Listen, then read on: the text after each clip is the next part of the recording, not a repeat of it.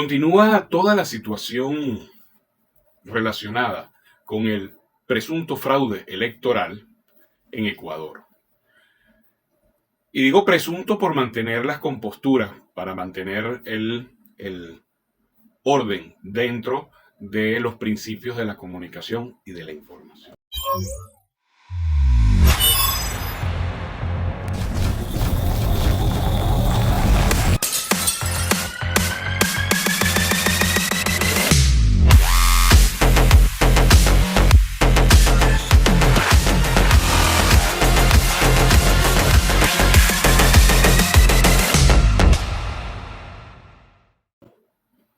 Epa mi llave, feliz jueves santo. Bendiciones para todos.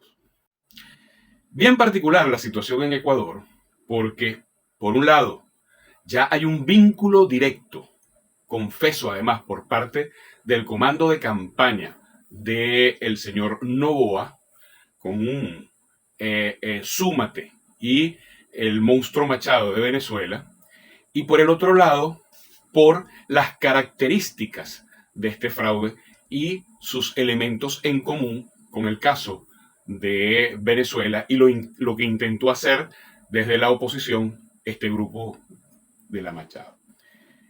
Y fíjense que son dos escenarios distintos, pero el modus operandi es el mismo. ¿Por qué es distinto? Porque en Venezuela el machadismo intentó hacer un fraude electoral desde afuera del sistema electoral, es decir, en un escenario colgado desde el exterior, mientras que en el caso de Ecuador lo están haciendo desde adentro. Es decir, ellos están junto con el poder constituido y en control de los poderes electorales. Lamentablemente, como son tan torpes, hay tantos elementos en común entre un escenario y el otro, que aunque son diametralmente opuestos, la forma como lo hicieron es exactamente igual. Y además que hay otro antecedente, que son las primarias de la señora Machado. Por eso no fueron primarias de la oposición, sino de la señora Machado, con lo cual ella procura la caída y mesa limpia, es decir, unos números tan inverosímiles, pero que al fin le permitan mostrarles al mundo, que es a donde van realmente esos resultados, que ella, su grupo o sus aliados, en el caso de Ecuador, arrasaron de una manera inobjetable. Tal cual que sucedió aquí en Venezuela, los números que arrojó Súmate no tienen ningún tipo de congruencia con la realidad estadística numérica electoral venezolana. Exactamente lo mismo acaba de pasar en Ecuador. La diferencia es que en Venezuela le cuesta mucho porque lo está haciendo desde el exterior.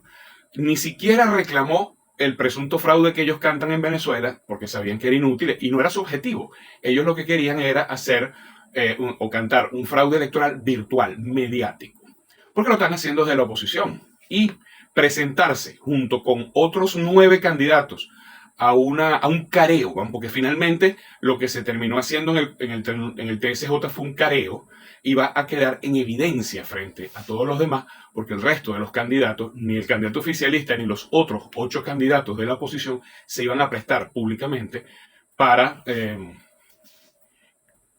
un fraude de esas magnitudes, salvo, según algunos comentarios, presuntamente surgido de la actuación del señor Márquez, que estaba alineado con esa tendencia de manera solapada. Parecía que podía haber sido la única persona que saldría adelante con apoyar esa moción. Sin embargo, 7 candidatos más de la oposición no lo hubiesen hecho porque ya conocemos su trayectoria y su conducta, apegada a la ley y a la realidad.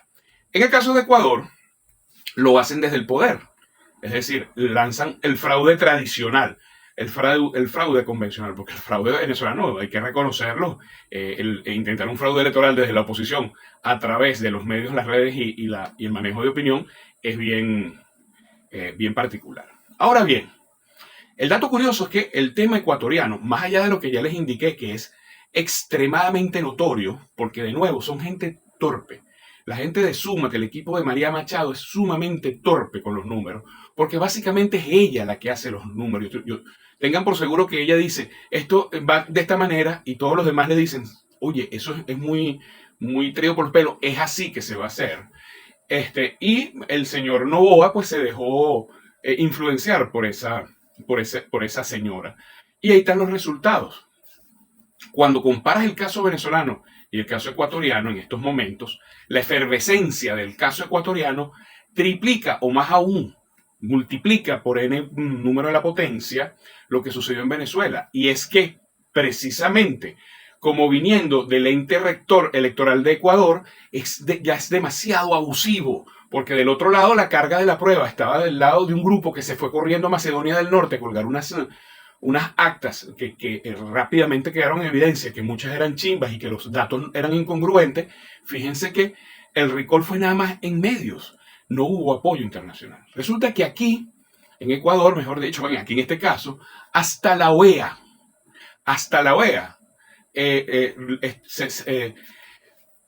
manifiesta que hay situación irregular. Lo hace el presidente de Colombia, Petro, que es perjudicado, afectado porque es el vecino inmediato.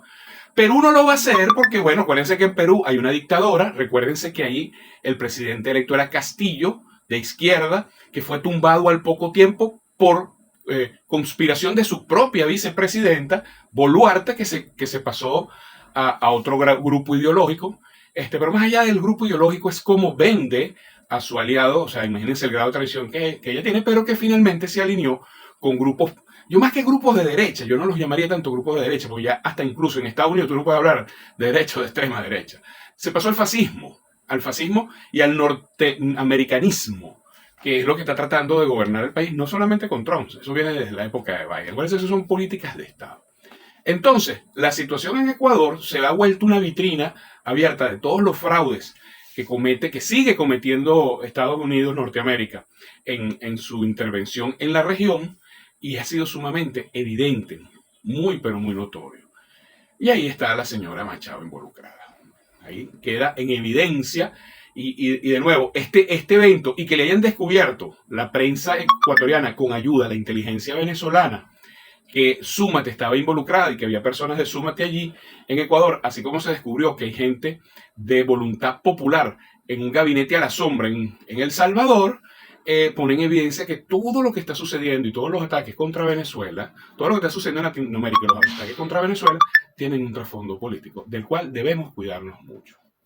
Miren los siguientes videos para ponerlos al día, que están muy interesantes. La Asociación Americana de Juristas expresó su preocupación por las múltiples irregularidades e indicios de presunto fraude, mientras que la comunidad de estados latinoamericanos y caribeños social se pronunció destacando que las señales de fraude son múltiples y alarmantes, alegando que lo que ha ocurrido en este país no es solo un caso de irregularidades administrativas, se trata de un montaje sistemático, orientado a imponer por la fuerza un proyecto autoritario encabezado por Daniel Noboa, cuyo ascenso al poder carece de legitimidad democrática. Por su parte, pese a ignorar las denuncias de fraude de distintos movimientos sociales, la misión electoral de la Unión Europea admitió irregularidades en el proceso comicial, tales como incumplimiento de normas constitucionales, irregularidades en los conteos de votos e inacciones de las autoridades competentes durante el periodo electoral. Detallaron que el punto que más los inquietó fue la falta de licencia de Noboa para ejercer campaña y la ausencia de control y denuncias desde las autoridades del Consejo Nacional Electoral. Esto refiriéndose a que Noboa utilizó, según datos, una suma de montos del Estado equivalente a más de $500 millones para beneficio propio. Con estos recursos ofreció un centenar de becas y bonos desde el Estado durante campaña, como candidato y presidente. A esto se suman las ilegalidades detectadas en la implementación de una norma durante el periodo electoral por parte del CNE para prohibir el uso de celulares y dispositivos electrónicos para fotografiar el voto, además de la declaración de estado de excepción en Quito y 7 provincias a un día de las elecciones. Si te gusta mi contenido, por favor, házmelo saber. Tus comentarios me permiten conocer otras opiniones y enriquecer mis próximos análisis. Y si lo consideraste bueno para romper el cerco mediático, compártelo.